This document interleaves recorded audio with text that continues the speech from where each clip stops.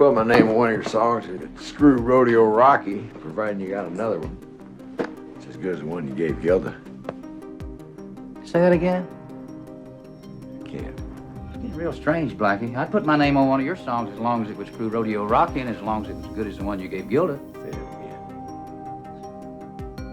Kris Kristofferson never wanted to be remembered as a star. He wanted to be remembered as honest. When he died in September 2024, the world didn't just lose a songwriter or an actor. It lost a man who spent his entire life chasing truth, in his lyrics, in his performances, in the choices he made when the spotlight faded. Before his death, Kristofferson chose his own epitaph, 3 lines from Leonard Cohen. Words about freedom, about struggle, about trying, even when the outcome was uncertain. That choice alone tells you everything about the kind of artist he was. Kristofferson never approached acting casually. He didn't chase prestige, he chased meaning. When he spoke about his favorite films, he didn't talk about box office success. He talked about stories, about people, about moral gray areas and emotional risk. The movies he loved most reveal a pattern: characters who are flawed, men who fail, relationships that bruise before they heal. Stories where freedom comes at a cost. Tonight, we're counting down the 5 movies Kris Kristofferson named as his favorites before his death. As we move from number 5 to number 1, listen closely. These aren't just films he appeared in, they're reflections of how he lived. So here's the question to keep in mind. When an artist chooses the work he's proudest of, what truth is he trying to leave behind? Number 5, Lone Star. You feeling bad about Jimmy? Have him tell you the size of the mordida they took out of his hide when you run a place on the other side. Those old boys from Ciudad Leon. I'm not picking it up. You do whatever I say you do, or else you put it on the trail, son. This was the role Kris Kristofferson didn't choose because it was flattering. He chose it because it was uncomfortable. When he spoke about Lone Star, he didn't hesitate. He simply said it was the performance he was proudest of. Not because his character was admirable, but because he wasn't. Kristofferson plays Charlie Wade, a former sheriff whose legacy poisons an entire Texas border town long after he's gone. Wade is brutal, racist, corrupt, the kind of authority figure history often tries to soften with time. Kristofferson refused to soften him. Before accepting the role, he asked director John Sayles a direct question. Why cast me as someone like this? Sayles' answer stayed with him, because beneath the cruelty, he could still see a human being, not a monster, a man shaped by power, fear, and entitlement. That idea mattered to Kristofferson. He never believed villains were born evil. He believed they were built by systems, by silence, by people who look the other way. Lone Star is about what happens when those systems finally get exposed. The film begins with bones in the desert, but the real mystery isn't who was killed. It's how a community learned to live with the truth buried. Kristofferson's Charlie Wade represents that buried truth. Even in death, he dominates the story. His reputation lingers. His damage remains. Kristofferson understood that kind of legacy. He grew up questioning authority, distrusting easy morality. In Lone Star, there's no clean line between good people and bad people. Just choices, compromises, consequences that echo across generations. One character says it plainly. You're not one thing or the other. You're both. Charlie Wade embodies that danger. Kristofferson plays him without theatrics. No grand villain speeches. No exaggerated cruelty. Wade's violence feels casual, routine. That's what makes it unsettling. He doesn't see himself as a villain. He sees himself as order. That restraint is the performance. Kristofferson knew the scariest kind of power isn't loud. It's normalized. Wade isn't challenged because people are afraid to challenge him. That silence becomes complicity. And the film forces every character and the audience to reckon with that. What makes Lone Star special is its refusal to offer comfort. The past doesn't stay past. Racism doesn't disappear because time moves forward. And justice doesn't always look heroic. Sometimes it looks like compromise. Kristofferson respected that honesty. He wasn't interested in redemption arcs that absolve history. Charlie Wade isn't redeemed. He's explained. And explanation isn't forgiveness. it's responsibility. The film insists that understanding harm doesn't erase it. For Kristofferson, that was truthful storytelling. Late in his career, he gravitated toward roles that asked harder questions instead of offering answers. Lone Star asks whether communities can move forward without confronting what they were built on, whether silence is a choice, whether morality survives when power goes unchecked. Kristofferson didn't play Wade to be liked. He played him to be remembered, to embody a kind of American authority that many prefer to forget. Here's the question the film leaves behind. If the past shaped everything you stand on, how much of it are you responsible for fixing? For Kris Kristofferson, Lone Star wasn't just a favorite film, it was a warning. And a truth he believed was worth telling, even when it made people uncomfortable. Number 4, A Star is Born. Hey, where are you going? According to Miss Hoffman, Bobby, that okay? Oh, man, you're beautiful. You're great. I love what you do. This was the role where Kris Kristofferson stopped acting like a singer playing an actor and became an actor playing himself. When he talked about A Star is Born, Kristofferson didn't dress it up. He didn't romanticize the chaos. He simply said he thought he did a good job. Coming from him, that was high praise. He was famously hard on his own work. The film tells a familiar story, a rising star, a fading one, love caught in the middle. But Kristofferson's version worked because it didn't feel scripted. It felt lived in. His John Norman Howard isn't glamorous. He's volatile, charismatic, self-aware enough to know he's unraveling and powerless to stop it. Kristofferson didn't have to imagine that psychology. By the mid-1970s, he had already lived the collision of fame and self-destruction, sudden success, constant travel, alcohol, expectation. The fear that the version of yourself people applaud is slowly killing the private one. That tension lives inside every scene.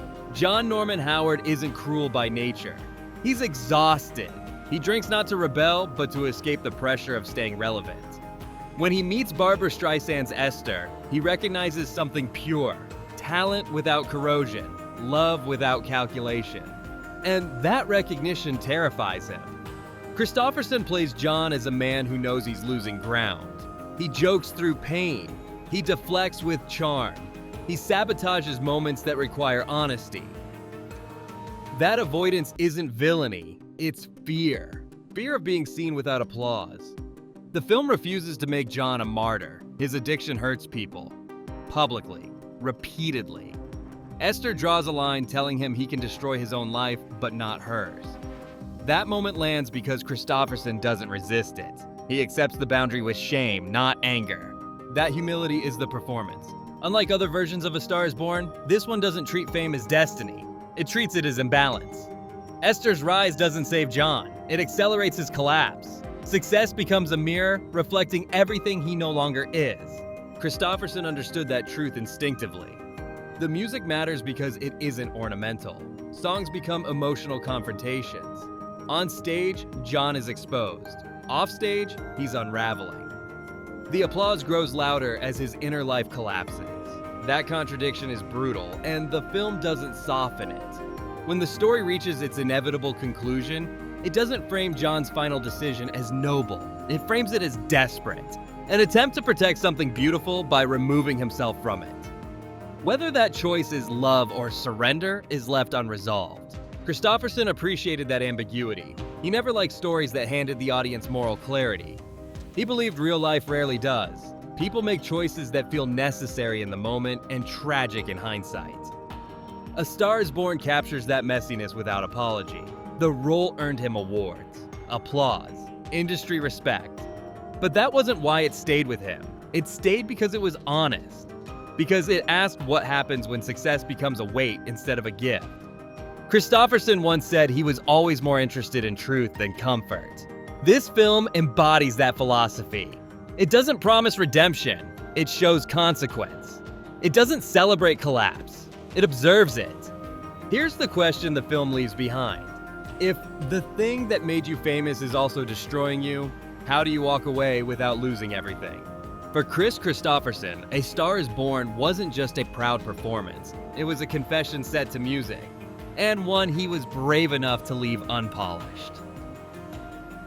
Number 3, songwriter. The only reason I drink is so people won't think I'm a dope fiend. This was the one Kris Kristofferson understood without explanation. Songwriter didn't feel like a role to him. It felt like a reflection. When he talked about the film, he didn't mention awards or box office. He talked about the people, the music, and what the story was really about. That alone tells you why it mattered. Kristofferson believed art came from collaboration, not control.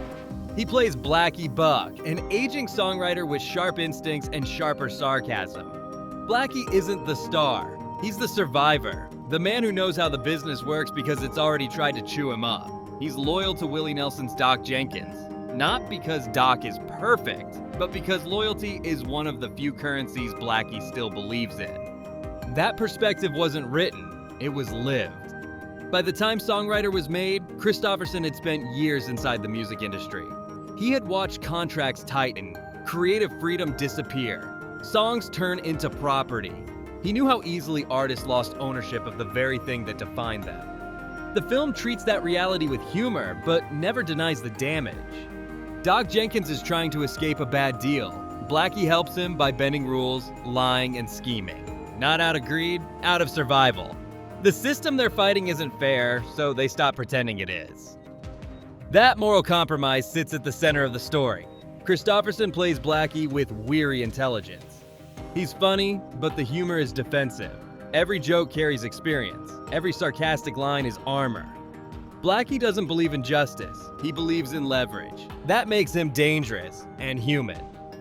The chemistry between Kristofferson and Willie Nelson is effortless because it's grounded in respect. They don't overplay friendship. They assume it. Shared glances, half-finished thoughts, and understanding that doesn't need explanation. It feels real because it is. Songwriter also explores aging in an industry obsessed with novelty. Blackie knows he's no longer the future. He's the past trying to hold on to dignity.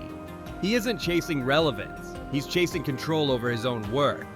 That struggle mirrored Kristofferson's own life. He had walked away from safe paths before, from the military, from academia, from certainty. He understood the cost of choosing art over stability. Songwriter acknowledges that choice without romanticizing it. Freedom isn't heroic here, it's fragile. The film refuses to offer clean solutions. Contracts are escaped through manipulation, not reform. Power isn't overthrown, it's outwitted.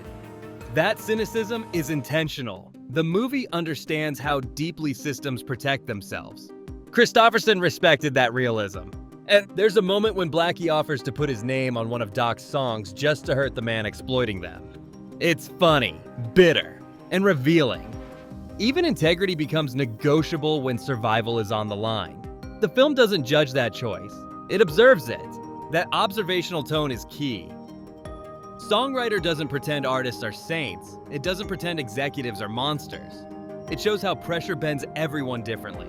How loyalty and compromise coexist. How friendship becomes both refuge and liability. Kristofferson believes stories should tell the truth, even when it's uncomfortable. Especially then. This film does exactly that. It shows the price of creativity in a world that measures value in contracts and percentages. For him, Songwriter wasn't nostalgia. It was documentation. A snapshot of an industry he loved and distrusted in equal measure. A place where beauty and exploitation live side by side. Here's the question the film leaves behind. If your art belongs to someone else, who are you really working for? Kris Kristofferson never stopped asking that question. And in Songwriter, he let it echo without answering it. Because sometimes, survival itself is the statement. Number 2, A Soldier's Daughter Never Cries.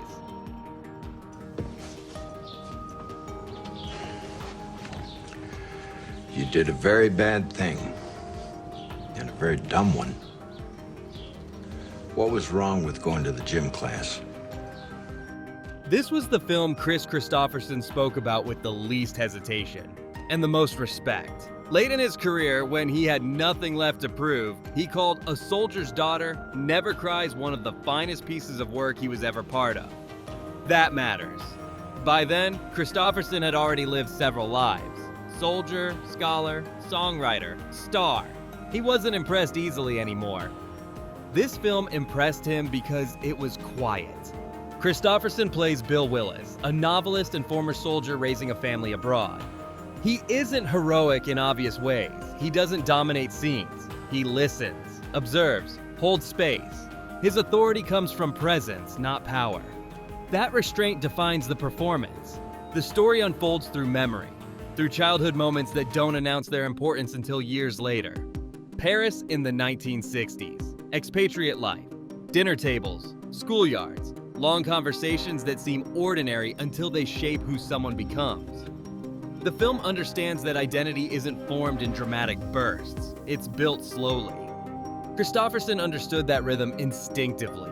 He had lived between worlds, between discipline and rebellion, between public life and private doubt. Bill Willis is a man who carries history quietly, a veteran who doesn't perform trauma, but never escapes it either. That subtlety is what drew Kristofferson to the role.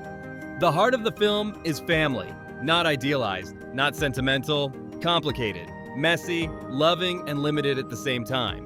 Bill and his wife raise children who are searching for belonging, one biological, one adopted, each struggling with identity in different ways. Kristofferson's Bill doesn't have answers. He offers patience instead. There's a powerful idea running through the story, that being loved is a right, not something earned through success or obedience. That belief defines the parents' approach to their adopted son, and it defines Kristofferson's performance. Bill doesn't demand gratitude, he offers commitment. That philosophy mirrors Kristofferson's own values. As an artist, he never believed love should be conditional. He wrote songs about outcasts, drifters, and people living on the margins. In this film, he embodies a father who understands how fragile belonging can be, how easily it can be threatened by culture, prejudice, or displacement. The film doesn't dramatize conflict, it lets it sit. Children act out, parents fail, mistakes are made quietly, and that's what makes it honest. There's no villain to defeat, no single moment where everything clicks into place. Kristofferson appreciated that restraint. In many ways, Bill Willis is the opposite of the characters that made Kristofferson famous. He isn't volatile, he isn't self-destructive, he isn't chasing freedom, he's protecting it. That shift reflects where Kristofferson was in life. Less restless, more grounded, still searching, but with intention. The film also explores masculinity without aggression.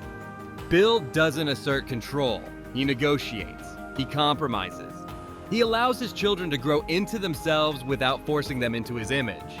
That portrayal of fatherhood was rare on screen at the time. Kristofferson knew that kind of strength often goes unnoticed. A Soldier's Daughter Never Cries doesn't linger on spectacle. It lingers on feeling. On the way memory reshapes itself over time. On how parents become symbols long after they stop being just people. For Kristofferson, this role wasn't about recognition. It was about truth. About showing a man whose impact isn't measured by dominance, but by steadiness. By the space he creates for others to become themselves. Here's the question the film leaves behind. If love is something you practice quietly every day, how do you know when it's enough? Kris Kristofferson believed the answer wasn't in certainty, it was in commitment. And this film captured that belief better than almost anything else he ever did. Number 1, Alice doesn't live here anymore. I told you 3 times. It goes from D to A7. And I told you 3 times. A7 hurts my fingers. This was the film Kris Kristofferson almost walked away from. He later admitted it himself. He felt shaky going in, unsure, out of place. And that uncertainty is exactly why this became his most meaningful choice. Not the loudest, not the flashiest, the most human. When Kristofferson spoke about Alice doesn't live here anymore, he didn't talk about screen time or praise. He talked about trust. He took the role because he admired a young director named Martin Scorsese. He had seen Mean Streets and recognized something rare, honesty without polish. Kristofferson played David, a rancher who meets Alice Hyatt, a widowed mother drifting across the Southwest with her young son. Alice isn't chasing romance. She's chasing survival, a job, a future, a sense of control over her own life. David enters quietly, no grand gestures, no promises. That restraint mattered. Kristofferson understood men like David, not saviors, not villains, Just flawed people offering connection without demanding ownership. David doesn't rescue Alice. He meets her where she is. That distinction is the heart of the film. The story refuses easy answers. Alice wants independence. She also wants stability. Those desires collide. The film never pretends they don't. Motherhood complicates everything. Love doesn't fix financial reality. And starting over isn't romantic. It's exhausting. Kristofferson plays David as patient, but not passive. He has boundaries. He pushes back. He challenges Alice without controlling her. That balance gives the relationship credibility. It feels earned, not scripted. The dialogue crackles with humor and fatigue. Alice snaps at her son. He snaps back. They love each other fiercely and imperfectly. Kristofferson's presence grounds those scenes. He isn't the center of the chaos. He's the calm nearby. That choice was deliberate. Kristofferson never wanted to dominate the frame. He wanted to serve the story.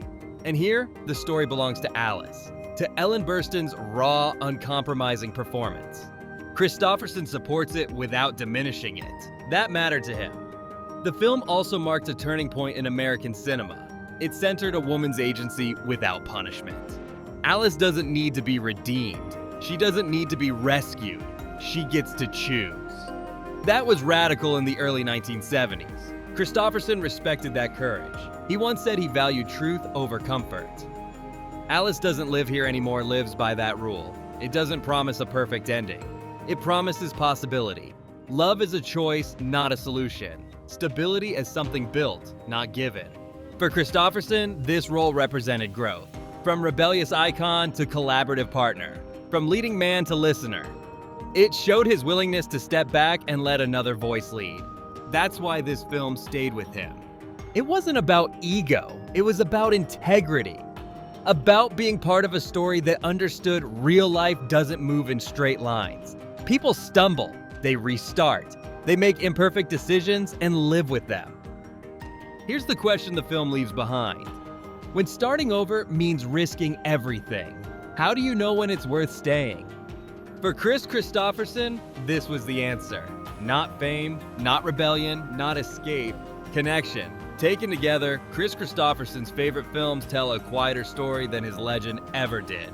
There are no superheroes here. No easy victories, no clean moral lines. Instead, he chose films about people living with consequences. People shaped by history, by love, by mistakes they can't undo. From the buried sins of Lone Star to the brutal honesty of A Star is Born. From the industry disillusionment of Songwriter to the patient fatherhood in A Soldier's Daughter Never Cries. And finally, the fragile hope of Alice Doesn't Live Here Anymore. Each film reflects something Kristofferson believed deeply. That freedom isn't loud. That morality is complicated. That love is an action, not a promise. He never gravitated toward characters who had everything figured out. He chose the ones still searching, still failing, still trying. That choice mirrors his own life. A Rhodes Scholar who walked away, a soldier who became a poet, a star who distrusted fame, a man who believed truth mattered more than polish. In the end, his favorite films weren't about success. They were about responsibility, about what you leave behind when the noise fades. So here's the final question. When the applause stops, what kind of story does your life tell? For Kris Kristofferson, the answer was never perfection. It was honesty, and that's why these films still matter.